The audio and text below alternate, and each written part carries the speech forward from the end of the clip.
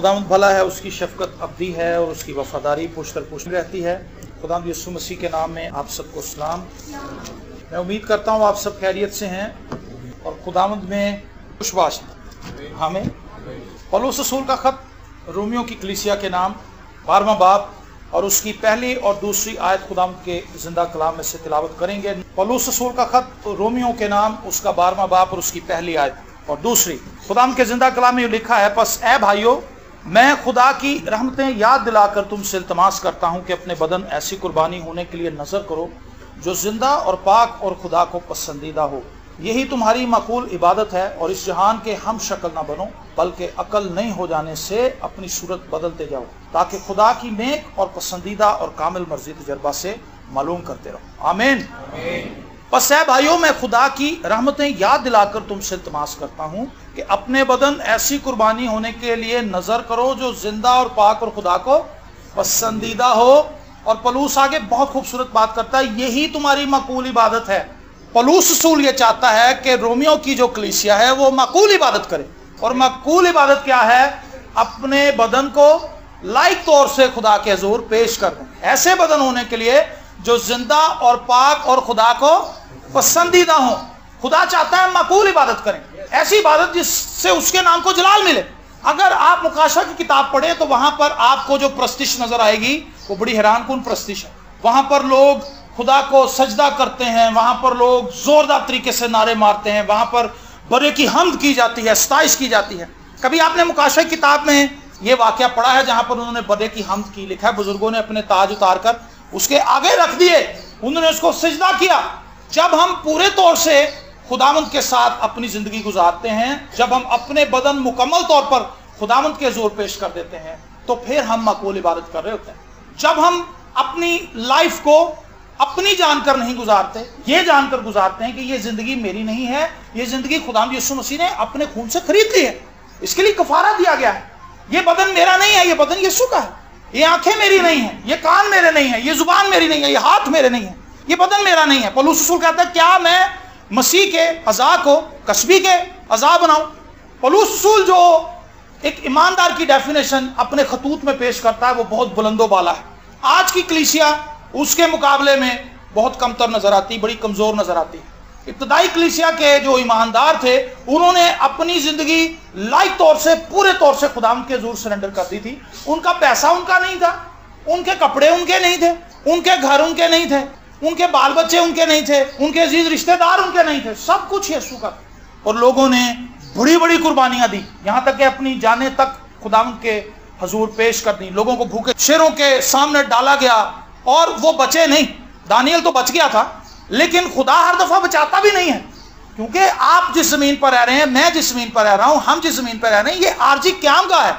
खुदा सबको मौजज़ात दे के बचा भी नहीं लेता।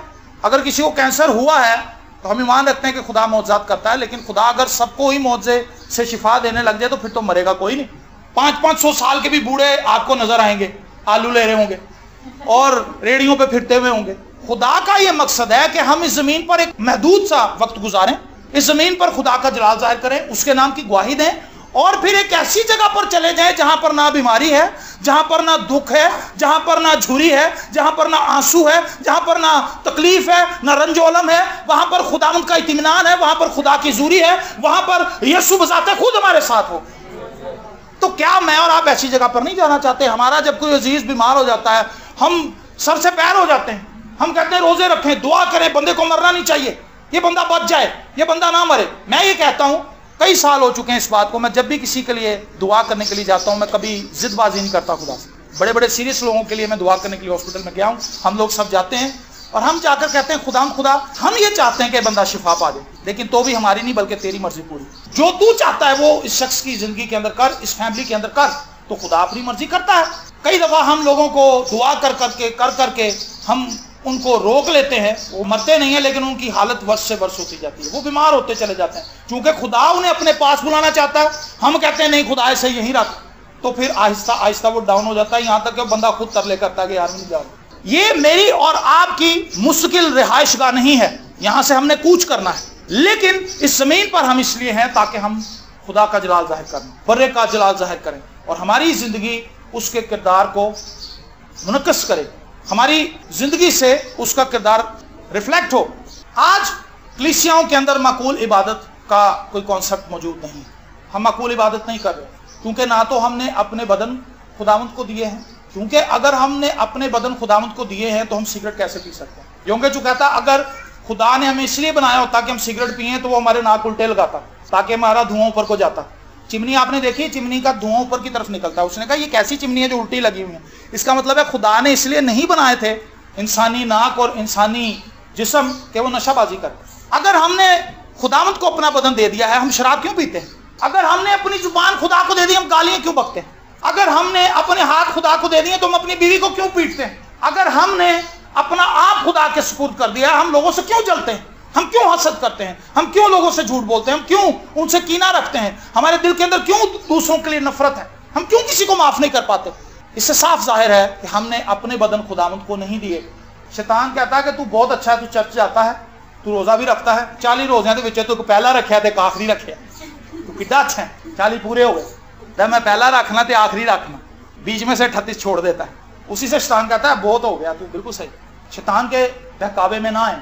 शैतान शुरू से ही झूठ बोलता चला आ रहा है, और वो झूठ इसलिए बोलता है ताकि हम उसके फ्रेम में आ जाएं, और जब हम उसके फ्रेम में आ जाएंगे हमें नुकसान होगा। हवा उसके फ्रेम में आ गई थी और हवा ने आगे बहकाना शुरू कर दिया। उसने मिनिस्ट्री शुरू कर दी बहकाने की। उसने जाके पहले अपने शोहर को बहकाया। उसने कहा कि ये फल खा ले, मैंने खाया, देख ले मुझे कुछ नहीं हुआ। आदम कहने लगा तो सही मिनिस्ट्री इधर ले आ गई। उसने भी खाया और वो भी बहक गया, और फिर क्या हुआ? खुदा की जूरी से निकाल दिए गए।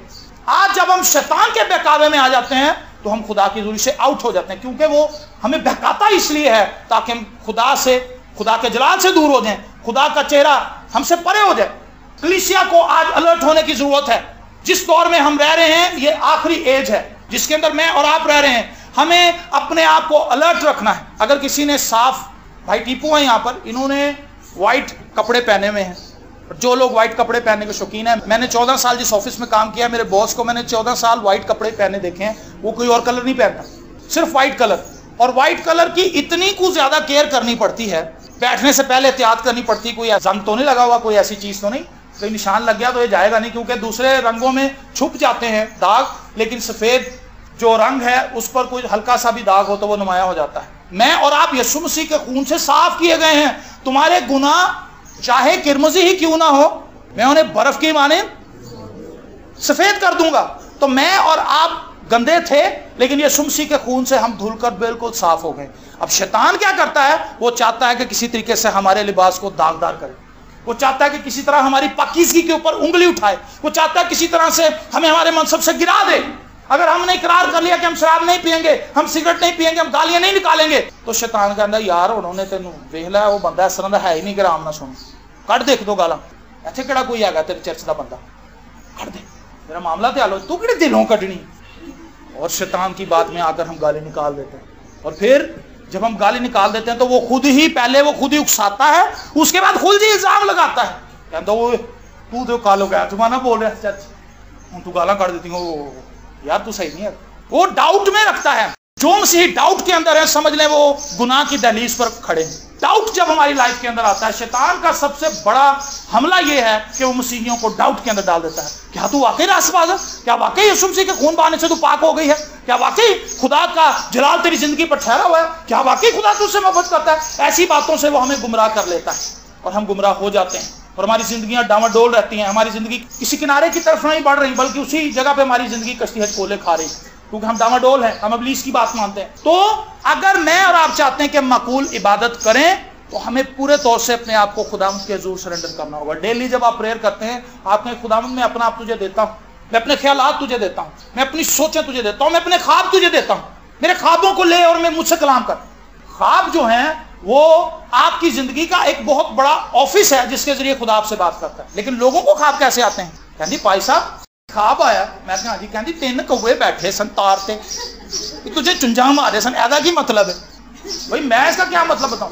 वायसी किताब के अंदर लिखा है कि इंसान जब मेहनत बहुत ज्यादा करता है तो थकावट की वजह से भी उसे ख्वाब आते हैं। मेडिकल साइंस भी इसे प्रूव करती है, ख्वाब आते हैं। लेकिन हुआ क्या है, चूंकि हमने अपने ख्वाबों की दुनिया खुदावंद के सुपुर्द नहीं की, इसलिए उल्टे सीधे ख्वाब आते हैं।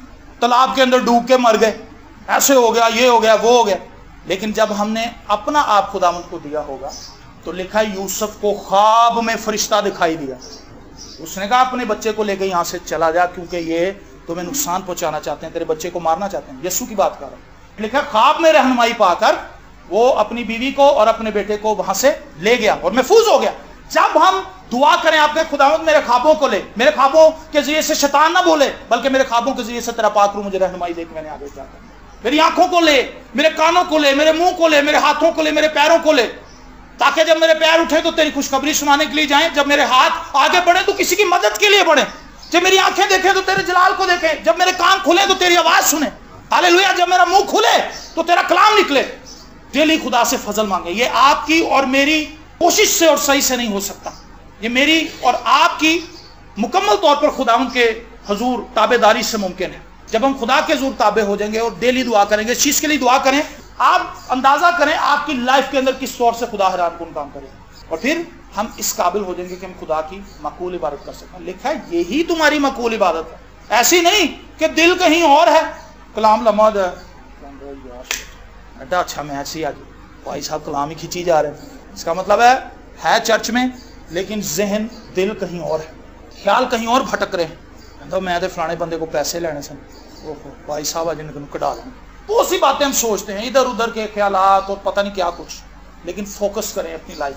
जो लाइफ फोकस नहीं है वो लाइफ बेकार है। जहां रोया नहीं वहां लोग बेकैद हो जाते हैं, वहां पर लोग तबाह हो जाते हैं। जहां पर हमारी लाइफ फोकस नहीं है वहां पर तबाही आएगी।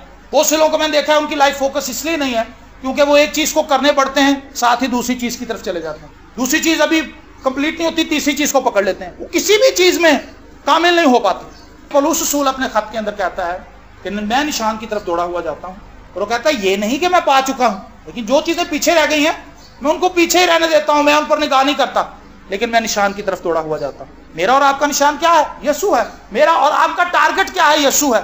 मैंने सेठ आबद की तरह नहीं बनना, मैंने यीशु की तरह बनना। मैंने शाहरुख खान की तरह या मैंने किसी एक्टर की तरह नहीं बनना, मैंने यीशु की तरह बनना है, क्योंकि यीशु मेरा टारगेट है। बाकी दुनियावी टारगेट मुख्तसर और छोटे हैं, उनको फॉलो ना करें, यीशु को फॉलो करें, यीशु को फोकस करें। और पौलुस कहता है मेरी मानिंद बनो जैसा मैं मसीह की मानिंद बनता जाता हूं। ये प्रोसेस है जिसके अंदर एक मसीही है। अगर आप मसीह की तरह और हम मसीह की तरह नहीं बन रहे तो फिर हम मकबूल इबादत नहीं कर रहे। क्या आपने कभी पाकरू का ब्यूटी पार्लर अटेंड किया है? आप गए हैं, विजिट किया आपने? पाकरू का ब्यूटी पार्लर आपको पता है, पाकरू का भी ब्यूटी पार्लर है। पाकरू क्या करता है? हमें यीशु की मानिंद बनाता है। जब हम जाते हैं वो कहता है यार तेरे अंदर, तेरे फेस के ऊपर बड़े पिंपल हैं, झूठ के, हसद के, ये पिंपल निकाल दो, थोड़ी तकलीफ होगी। कहता हूँ भी निकाल दो, और वो मुझे कुर्सी पे लेटाता है।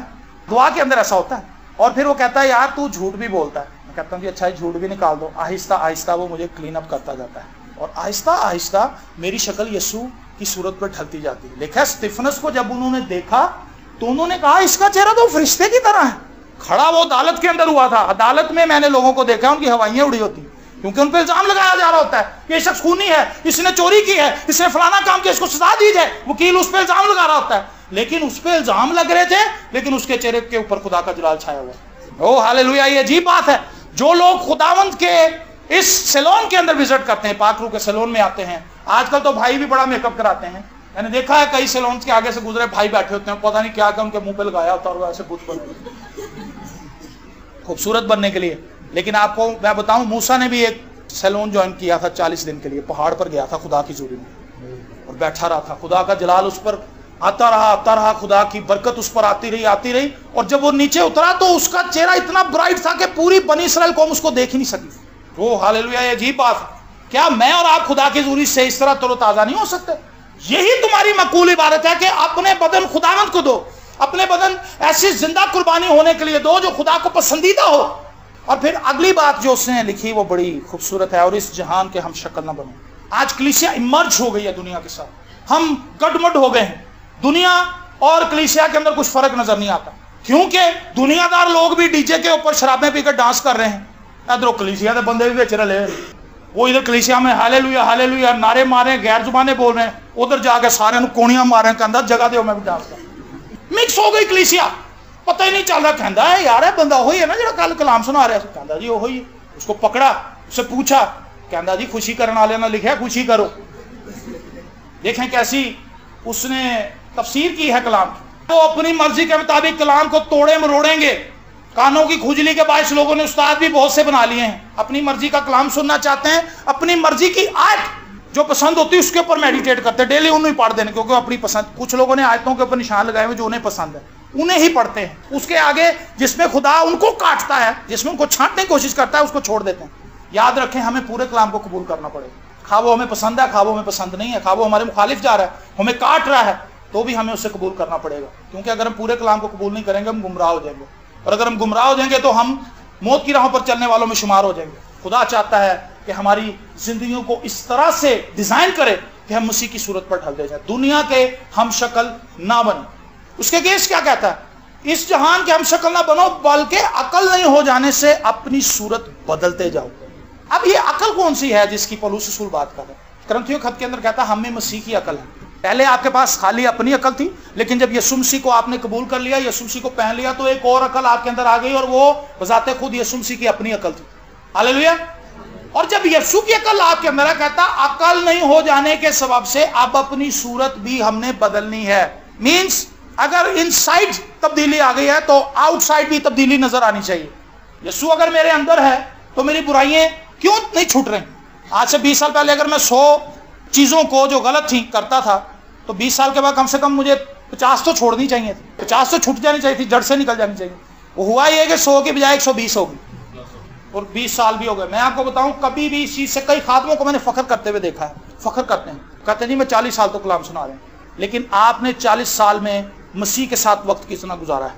40 साल में ऐसे भी हो सकता है कि आपने फिल्में देखी हो, फिल्में देख ली, शादियां अटेंड कर ली, सैरें कर ली, मरी चले गए, फलां चले गए, होटलिंग कर ली, और इतवार को आगे कलाम सुना दिया। खुदा के साथ आपने कोई वक्त नहीं गुजारा, तो ये 40 साल किसी खाते में नहीं जाते। और फिर जब एक नौजवान लड़का जो 2 साल से खुदावंद के साथ जुड़ा है, वो खुदा के ज़रूर दुआ करता है, वक्त गुजारता है, जब वो बीमारों के लिए दुआ करता है, बीमार शिफा पाते हैं, तो फिर वो 40 साल वाला जो बाबा और तो सड़ता है, कहता है यदि ना गल मनना मुंडे की पता, इन्हों तो कलाम ही नहीं आता। दर हकीकत उसने 40 साल जाया किए होते। मैं और जसन भाई एक दफा एक जगह पर गए, तो वहां पर एक बुजुर्ग खादम हमें मिला, 22 साल उसको खिदमत करते हुए हो चुके, शायद 22 साल या इससे भी ज्यादा, 22 साल। और कहने लगा पादी साहब से कि पादी साहब आप मेरे लिए दुआ करें और खुदावन से पूछें कि मुझे खुदा ने क्या खिदमत दी है। आफ्टर 22 ईयर्स, 22 साल के बाद उसके अंदर ये ख्वाहिश जागी कि खुदा ने मैंने खिदमत की दी थी। वजह साफ जाहिर थी कि उसने ना तो दुआ की इन 22 सालों में, ना ही उसने कलाम पढ़ा, ना ही उसने किसी कलीसिया को ज्वाइन किया, बस इधर उधर मारा मोरा फिरता रहा और लोगों को बताता रहा मैनू 12 साल हो गए ने, मैनू 13 साल हो गए ने, मैनू 14 साल हो गए ने, मैनू 15 साल हो गए ने, मैनू 20 साल हो गए ने, मैनू 22 साल हो गए ने। वो साल बढ़ाता रहा, यीशु के साथ रफाकत लेस और तजर्बा, बेकार का तजर्बा जिसके अंदर ना कोई कलाम की हिकमत है, ना कलाम की दनाई है, ना कोई पाकरू की बरकत है, ना कोई खुदा की जूरी है। खाली बंदा 40 साल गुजार दिए, 22 साल गुजार दिए, 35 साल गुजार दिए, और फिर लोगों को कहते हैं जी इन्हों की पता मुंडिया बेवकूफ ने, तुम इन्हों के पिछे लग गए। है तुहानू कहते हैं शराब ना पियो, कलाम च लिखा शराब पियो पर मतवाले ना बनो, कटो बोतल, एक पैक मैनू भी दो। ऐसे खादम भी हैं, खुदा माफ करे, और वो जिंदगियों को तबाह कर रहे हैं। दुनिया के हम शक्ल ना बने। दुनिया जो है वो शक्की है, ईमानदार को शक्की नहीं होना चाहिए। दुनिया खौफजदा है, ईमानदार को खौफजदा नहीं होना चाहिए। दुनिया क्यों खौफजदा है? बेशुमार खौफ है दुनिया के अंदर फैले हुए हैं। हम भी दुनिया के अंदर ही रहते हैं, हम भी इंसान हैं, लेकिन हमारे साथ यीशु है। Praise the Lord. तो हमने दुनिया के हम शक्ल इस सूरत में नहीं बनना जिस तरह दुनिया सोचती है, वैसे ना सोचो जैसे दुनियादार लोग सोचते हैं। आप मेरी बात समझ रहे हैं? आप वैसे सोचें जैसे यीशु सोचता है, क्योंकि आप में मसीह की अकल, मसीह की अकल को अपनी जिंदगी से काम करने दें, मसीह की अकल को अपनी जिंदगी पर तसल्लुत पाने दें, मसीह की जिंदगी को आपकी जिंदगी के अंदर काम करने दें। जब मसीह हमारी जिंदगी के ऊपर असरअंदाज होगा, हमारी बोलचाल, हमारा उठना बैठना बदल जाएगा। चंद दिन पहले यहाँ पर एक नौजवान आया भूत की इबादत, उसको कैंसर था, उसका 2 दफा ऑपरेट हो चुका है शौकत खानम से, तीसरी दफा फिर उसके अंदर से जड़ें फूट निकली हैं। उसकी थाई की इनसाइड उसने मुझे दिखाई वो जगह, उसने कहा जी 2 दफा ये ऑपरेट हो चुका है, तीसरी दफा फिर डॉक्टर्स मुझे कह रहे हैं कि ऑपरेट होगा। लेकिन उस शख्स ने कहा कि जी मैं, एक भाई मुझे यहाँ पर लेकर आया था, तो उसने कहा जब मैंने यहाँ पर कलाम सुना, मैंने यहाँ पर गीत गाए, प्रस्तिश की, तो उसने कहा जी मुझे अजीब इत्मीनान मिल गया और मैं तौबा करना चाहता हूँ। हमने उसके लिए दुआ की और उस शख्स ने बड़ी खुशी महसूस की। जब वो अपने घर गया तो हुआ क्या, वो शराब पीता था और नशे करता था। उसने उस दिन शराब भी नहीं पी, उसने उस दिन चर्च भी नहीं पी, हालांकि वो कैंसर का मरीज है, लेकिन तो भी नशे करता है। शैतान देखें कितना नीचे ले जाता है लोगों। और उसने क्या किया, उसने दुआ की उस दिन रात को बैठ के, उसकी बीवी उसको देखती रही, उसकी माँ भी उसको देखती रही, थोड़े हैरान हुए। और अगले आइंदा 2-3 दिनों के अंदर भी यही रूटीन जारी रहे। तो उसकी बीवी ने कहा कि आप ठीक तो हैं? उन्होंने कहा होनी तो मैं ठीक हो होनी तो मेरे से तब्दीली आई। और उसकी इस तब्दीली से हुआ क्या है, उस भाई ने मुझे बताया कि जी मेरी सारी फैमिली यहाँ पे आना चाहती है और मेरी फैमिली विजिट करना चाहती है कि वो कौन सी जगह है कि जहाँ पर हमारा ये बच्चा गया था और उसकी जिंदगी में इतनी बड़ी तब्दीली आ गई। तब्दीली हम नहीं लेके आते, तब्दीली यीशु लेके आते, यीशु जिंदगी बदलता है। तो जब मेरी और आपकी जिंदगी में यीशु असरअंदाज होगा तब हमारी पर्सनैलिटी चेंज होगी। कई लोग यीशु के बारे में बड़ा जानते हैं, यीशु को नहीं जानते। समझें जरा बात। जस्टिन भाई बड़े अच्छे कपड़े पहनते हैं, जस्टिन भाई के बाल बड़े खूबसूरत हैं, जस्टिन भाई की मूछें बड़ी घनी हैं, जस्टिन भाई यंग लगते हैं, बड़े अच्छे लगते हैं, लेकिन जस्टिन भाई हैं कौन? जस्टिन भाई साथ ही खड़े हुए हैं, वो पहचान नहीं रहा जस्टिन भाई को, क्योंकि वो बाई फेस जस्टिन भाई को जानता ही नहीं, सिर्फ सुना हुआ है जस्टिन भाई के ताल्लुक। जस्टिन भाई साथ ही खड़े हुए, पहचान नहीं रहा। यीशु के बारे में इतना सुन लिया लेकिन यीशु को ही नहीं जाना। यीशु जिंदगियों में है ही नहीं। यीशु को पकांदा यीशु मच्छियां दी रोटियां बना देंदा नाल, रोटियां ते मच्छियां नु डबल ट्रिपल पता नहीं 20,000 लोग खा गए। ਤੁਹਾਨੂੰ पता यीशु ने कुबड़ी माई ਨੂੰ ਸਿੱਧਾ ਕਰਤਾ ਸੀ 18 साल तो सी। सारे मौजे यीशु का याद कर लिए लेकिन यीशु को पहचानते ही नहीं। कितने अफसोस की बात। ऐसी हालत है, कोई शख्स कुएं के पास बैठा हो, कुएं के अंदर पानी भी देख रहा हो लेकिन फिर भी प्यासा हो। हम कुएं के पास बैठकर प्यासे हैं, हम वो लोग हैं। यही तुम्हारी मकबूल इबादत है। क्या हमने अपने बदन खुदावंद को दे दिए हैं? क्या जब हमारा हाथ उठता है इंटरनेट की तरफ ऐसे क्लिक करने के लिए, गलत मलत वेबसाइटें खोलने के लिए, तो क्या खुदा का पाकरों में स्ट्राइक करता है? नहीं, ये हाथ यीशु के हैं। मैं इसको ऐसे काम के लिए नहीं बढ़ाऊंगा जिससे खुदा के नाम को जलालना। जब आपके दिल में कोई बात हो किसी के लिए सुन लें, यार वो एंजो हो गया, साथ आपका दोस्त है शैतान का 10 है, वो 10 ते सही, मेरी गल तो सुन के आए प्रीच कर। आप कहेंगे नहीं, अगर मैं उस शख्स की बात बताऊंगा तो उस शख्स की बेइज्जती होगी। ये एक राज है जिससे मुझे अपने दिल में ही रखना चाहिए। अगर आप अपना राज दिल में नहीं रख सकते तो आप कैसे तवक्को कर सकते हैं कि दूसरा आपकी बात सुन के आगे नहीं बताएगा? वो जरूर बताएगा। मसीही जिंदगी एक बहुत ऊंचा स्टैंडर्ड है। हमारी जिंदगी उस वक्त कमजोर होती है जब हम यीशु को देखना छोड़ देते हैं। आप अनाजील को पढ़ें, डेली पढ़ें। आप बाइबल मुकद्दस, सारी बाइबल मुकद्दस पढ़ें, लेकिन अनाजील में खुदा यीशु मसीह के किरदार पर डेली वक्त गुजारा करें। यीशु कैसे बात करता था, यीशु कैसे लोगों से डील करता था, खुदा यीशु मसीह ने कैसे मौजज़े किए, खुदा यीशु मसीह का लिविंग स्टैंडर्ड क्या था। जब आप ये देखते रहेंगे तो आपकी लाइफ के अंदर एक तहरीक रहेगी कि मैंने ऐसा ही बनना है, मैं मसीह की मानद बनना चाहता हूँ। हालेलुया। तो मकबूल इबादत यही है, दुनियादार ना बने। भेड़ और बकरियों में फर्क होनी चाहिए। बकरी खड़ी और भेड़ खड़ी हो तो साफ आप बता देंगे जी यह बकरी है भेड़। लेकिन आज कलीसिया में और दुनिया में फर्क कोई नहीं। कलीसिया के लोग भी जाकर शॉपिंग करने जाते हैं, झूठ बोलते हैं। साफ नजर आता है कि एक भाई का मोबाइल गिर गया है, आपने पकड़ के उसको आवाज देनी है कि भाई साहब आपका मोबाइल गिर गया। जय यीशु दी कहना मैं दुआ ही कर रही कि मैं बड़ी LCD वाला मैंने मोबाइल ला, खुदाबंद का बड़ा शुक्र है। फिर दुआ भी करा लेते हैं उस मोबाइल पे। भाई साहब को लेकर भाई साहब की दुआ करना खुदाबंद ने दिता है। भाई साहब कहते हैं खुदाबंद इसको बरकत दे। भाई साहब चार की पता नहीं चुके हैं। ये अफसोस की बात। भाई शायद जो है उनको एक दफा मोबाइल मिल गया, बहुत अच्छा मोबाइल था, अच्छी क्वालिटी का। तो भाई ने उसको देखा तो एक नौजवान की जेब में से गिरा था, लेकिन वो बाइक पर था, वो इतनी जल्दी से निकल गया कि वो भाई के काबू में ना आया। अब होता क्या है, जैसे मोबाइल उठाते हैं सबसे पहले उसे ऑफ करते हैं। ये पहला असूल है जो शैतान था। कहना नू ऑफ कर दो, अगर उसकी कॉल आ गई मालिक दी तो फिर की करो। कहना नू ऑफ करते, सिम कट के सुट ते बाहर मोबाइल तेरा। कहता है किड्डा सोना, तेन यही चाहिए तेरा खराब। उसने कहा नहीं तू झूठ बोल रहा भाई, ये मेरा नहीं है, क्योंकि अगर यीशु मुझे देता तो डब्बा पैक देता। यीशु ने मैंने छुट्टियां चीजें देनी। भाई ने आके जस्टिन भाई को बताया कि जी ऐसे ऐसे मुझे मोबाइल मिला। उस भाई ने फोन कर दिया जिसका था, उसके बाप ने फोन किया। उसने कहा जी हेलो, ये ऐसे ऐसे भाई मोबाइल गिरा। उन्होंने कहा जी हाँ जी, मैं तो आपकी कॉल का इंतजार कर रहा था। उसने कहा भाई आप आके ले जाए, मैं यहाँ पे मुलाजिम हूँ, मैं यहाँ पे काम करता हूँ, मुझे आपका, मैंने देखा था भाई को लेकिन वो रुका ही नहीं, वो चला गया। मैं गेट पर खड़ा हूँगा, आप मुझे आकर मिस कॉल मारना, मैं आपको मोबाइल दूँ, लेकिन अपनी शनाख्त मुझे बताएं। उसने कहा जी ठीक। और वो शख्स आया और वो फोन ले गया। ये तो बात है भाई, ये तो मजे की बात है। ये एक ईमानदार की जिंदगी है। ये है दुनियादारी से अपने आप को अलग करना। समरून को भी मिला पिछले दिनों में, ये FC कॉलेज जा रहा था तो इसको मोबाइल मिला, शैतान ने कहा चौकला। इसने पहले देखा, फिर रुका, फिर इसने कहा नहीं यार, इसने कहा नहीं मैं नहीं उठाऊंगा। अपने आप को अलग करें। सच बोलने की कोशिश करूँ। उससे कहें खुदा मैं एक ऐसे जगह पर काम करता हूँ जहाँ पर झूठ की भरमार है, तो आपकी मेहरबानी, मैं जिस ऑफिस में 14 साल काम किया, मैं कस्टम क्लियरेंस में लग गया। तो कस्टम क्लियरेंस के अंदर लोग ऐसे हैं जो झूठ बोलते हैं, उनकी 7-7, 8-8 जुबानें हैं ऐसी कि झूठ बोलने के वो कलाकार हैं, मास्टर हैं। तो मेरा बॉस मुझे लेके गया, जब मैंने पहले दिन वहाँ पर ड्राईपोर्ट पे सारा काम देखा, मैं आ गया उस्ताद जी तो सब भी झूठ है। अगले दिन मैंने अपने बॉस से कहा, जब हम जा रहे थे ऑफिस में, तो मेरा बॉस कहता यार तुमको खुश नहीं लग रहा। मैं कहा जी मैं ऑफिस ही रहना चाहता। कहना जी क्यों? मैं कहा जी वो माहौल नहीं अच्छा, झूठ रिश्वत और ये। मेरा बॉस थोड़ा सा मुस्कुराया, उसे पता था ये मसीही है और बाइबल पढ़ता रहता है। उसने शिमला पहाड़ी से वापस मोड़ी गाड़ी और ऑफिस में मुझे उतार दिया। कहना जा पुत्र तू कोई बात, ऐसा ही काम। फर्क तो दिखाएं। लेकिन हुआ क्या, जो लड़के साथ वाले ऑफिस में थे वो सारा प्लाजा कस्टम क्लियरेंस के दफातर से भरा हुआ था।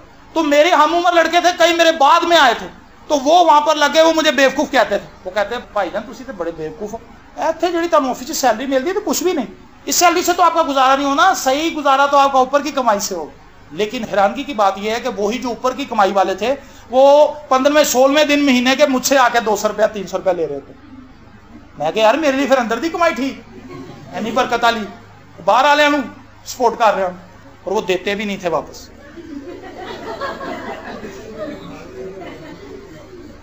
एक ऐसी खूबसूरत बात है कि अगर हम खुदावंद के साथ खड़े होने का फैसला करें तो खुदा हमारी मदद करता है।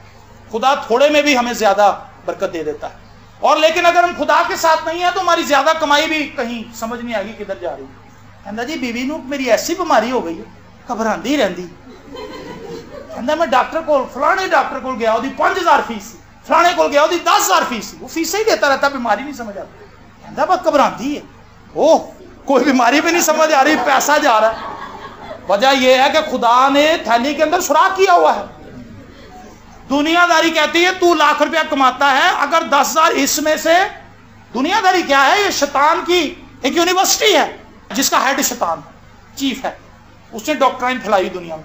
कहता अगर तू 1 लाख चो 10,000 दे देगा, 10,000 सोच ले राशिद, 10,000। राशिद कहता यार 90 रह जाएगा, रहने दो। लेकिन जब इसमें नहीं अकल आई तो फिर शैतान ने जब इससे कलाम किया, ने कहा नहीं मेरा है ही नहीं, ये तो यीशु का हिस्सा है, ये तो खुदा का है, मैं चर्च में दे के आऊंगा।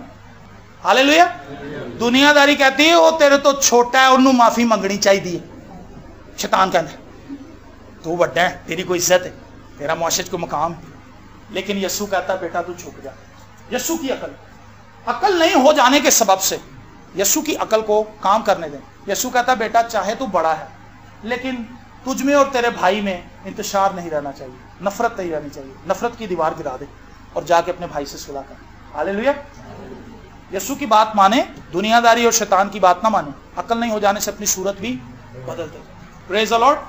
और फिर आगे लिखा है ताकि खुदा की नेक और पसंदीदा और कामिल मर्जी तजर्बा से मालूम करते रहो। आपको तजर्बा करना पड़ेगा। आप एक तजर्बा गाह में हैं जहां पर हर रोज खुदा आपको नए नए तजर्बात करवाना चाहता है। खुदा आपको बताना चाहता है कि उसकी क्या मर्जी है। मैं ये कहता हूँ यीशु के साथ हर दिन बड़ा एक्साइटमेंट से भरा हुआ है। अजीब है यीशु के साथ आपकी जिंदगी। यीशु से पहले जिंदगी के अंदर कोई थ्रिल नहीं था, लेकिन यीशु के साथ जिंदगी में थ्रिल बड़ा। भाईजान क्या आपने कभी इसका तजर्बा किया है? जब यीशु मसीह आपकी जिंदगी में आएगा, आपकी जिंदगी के अंदर हर एक चीज अजीब हो जाएगी। किसी को माफ करना भी एक्साइटमेंट है, आपको पता। किसी ने आपका कसूर किया और ऐसा कसूर किया कि बहुत नुकसान कर दिया, इसके अंदर बड़ी लज्जत है। आपने यार कोई बात नहीं, फिर आ जाइए, इसके अंदर बड़ी एक्साइटमेंट है। अगर किसी शख्स ने आपको गाली दी, आप उसको मुस्कुरा के देख, खुदावन तेरा भला करेगा, वो बड़ी एक्साइटमेंट है इसमें। आपके पास 100 रुपया है, हदिये की थैली आ गई है, जय यीशु, इसमें एक्साइटमेंट है। मेरी जेब तक खाली है। अब क्या होगा? हमारे एक भाई हैं नईम साहब, यहाँ पे आते हैं, मास्टर नईम, आपने उनका कलाम भी सुना। मास्टर साहब किसी कन्वेंशन पे चले गए, वहां पे कोरियन बंदा आया हुआ था। कोरियन बंदा बड़ा जियाला था, उसने इस तरह से कलाम सुनाया कि दे दे सब कुछ। मास्टर जी को जिन्ने भी पैसे थे उन्होंने कट के थैली च पा दिया। थैली वाला तो चला गया तो शैतान नाल आके बह गया, कहता हुन तू घर किवें जाएगा, सारे पैसे तू देते ने बेवकूफा। मास्टर जी कहते ने मैं सोचा कि यार कहता तो ठीक है, मैं तो वाकई सारे कुछ तो थैली जेब च भी कुछ नहीं। कहता लेकिन फिर एकदम से मेरे अंदर इत्मीनान आया, यार मैंने खुदा के लिए किया है, मैं पैदल भी घर चला जाऊंगा, खुदा ने मेरी टांगे तो दी। कहता लेकिन हुआ क्या, जब इबारत खत्म हुई तो कहता मैं चलता हुआ आ रहा था तो कहता पीछे से एक नई गाड़ी आके होंडा सिविक पीछे आकर रुक गई, उसके अंदर एसी भी चल रहा था। कहता मैंने गर्मी बड़ी लग रही, दिल घबरा रहा। कहता एसी उसके अंदर फुल चल रहा था, गाड़ी ठंडी हुई थी। कहता उन्हें बुआ खोलिया, उन्होंने कहा मास्टर जी इधर आओ, तुम कितने जा रहे हो, पैदल घर ही जाना ना, ਅਸੀਂ ਤਾਂ ਲਾ ਦਿੰਨੇ। कहता मैं क्या नहीं, वो कहता बैठो। कहना मैं पीछे बह गया, मैं कहा इसी तरह शुक्रिया। कहता मस्तान नूं गया थे, मैं अपने पैसे दे आंदा, मैं रक्शे च आना सी, रक्शे च एसी नहीं होंदा, लेकिन जब मैं खुदावंद के साथ चलाऊं तो खुदा मुझे एसी में लाया है। खूबसूरत बात है, एक्साइटमेंट है क्राइस्ट के साथ चलना, खुदा के कलाम को ओबे करना आपकी जिंदगी के अंदर एक अनोखी एक्साइटमेंट लेके आए। आप जब दूसरों की मदद करते हैं, जब आपके पास कोई चीज हो दूसरों को देने के लिए, तो ये आपको एक अजीब खुशी देगी, शायद इससे ज्यादा खुश करने वाली कोई चीज नहीं। आप मरी चले जाए, वहां पे जाकर लाखों रुपए उड़ाए, लेकिन एक मजबूर शख्स को जब आप खाना देंगे, किसी मजबूर शख्स को आप कपड़े देंगे, किसी मजबूर शख्स की आप मदद को पूरा करेंगे, जितनी खुशी आपको उस दिन होगी, मरी में इतनी खुशी नहीं होगी। क्योंकि जब मरी से आप वापस आएंगे तो आपका दिल बूझा होगा, इतने पैसे लग गए और थकावट से जिस्म चूरा चूर हो चुका होगा। लेकिन जब आप उस गरीब आदमी की मदद करेंगे तो खुदा का पाक रूह आपको शादमान करेगा। तजर्बा से मालूम करते रहो कि खुदा की क्या मर्जी है। अक्ल नहीं हो जाने के सबब से अपनी सूरत भी बदलते जाओ। और वो कहता है कि अपने बदन ऐसी कुर्बानी होने के लिए दो जो जिंदा, पाक और खुदा को पसंदीदा हो। आइए हम ऐसी इबादत करें, आइए हम खुदावंद के साथ ऐसे चलें कि हम खुदा के पसंदीदा लोग बनें। और कलाम में लिखा है अपने महबूब को खुदावंद नींद ही में दे।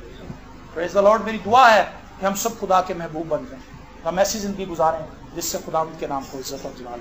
अपनी आंखों को बंद कीजिए और कुछ देर के लिए खुदावंद से शख्सी तौर पर बात करें और उससे कहें खुदा मैं अपने आप को तेरे सुपुर्द करती हूँ, एक मरतबा फिर अपने आप को तेरे सामने लाता हूँ।